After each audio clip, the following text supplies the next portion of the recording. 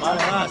Ya, vengo aquí de Alicante, pero necesito jajas de la general, ¿sabes lo que te lo voy a enseñar? Es que soy lo hago, tengo flow espectacular, ya sabes cómo lo hacemos, me llaman el estratega, un hater me hizo mucho, me tiró por tierra, pero vuelvo a resurgir, voy a estar en la cima, ¿sabes dónde vas a estar tú? Debajo, yo, encima tuya.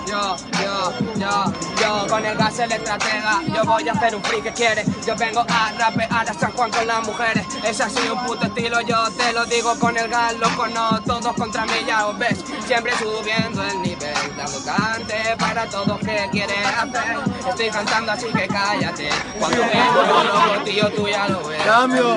Ya, dices que vienes a San Juan con las mujeres, pues yo vengo con mi Mercedes, chaval, con un descapotable, así como te lo enseño. No, es que tío, yo qué sé, tío.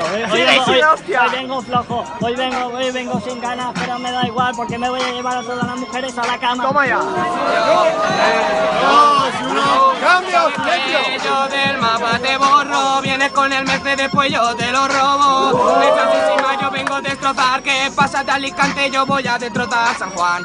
¿Qué pasa con el estratega? ¿Qué pasa, loco, tío? Eres un parguela. No sé por qué, loco, el caja ya no falla. Dice free, me tira a batalla.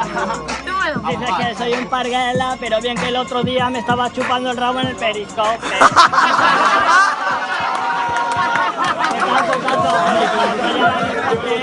Claro que sí, hasta el hater se va a empezar a escuchar mis temas. Yo vengo flojo, tío. Última. Yo, es normal, vengo aquí de ruta, claro que sí.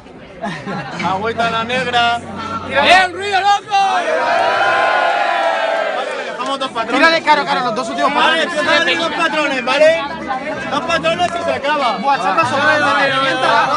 ¡Silencio! 3, 2, ¡Tiempo! cuando no sabes que yo no te fío. El gas es el estratega, así que es mi amigo. Vengo aquí, yo no voy con el lío. No puedes con las mujeres, pues ligas conmigo. Empiece a gritar la peña. No sé por qué corro la banda como Paco Peña. Es un puto estilazo. Lo que pasa es que juego en el centro del campo como Marco Sena. ¡Tiempo! ¡Ruido, cojones!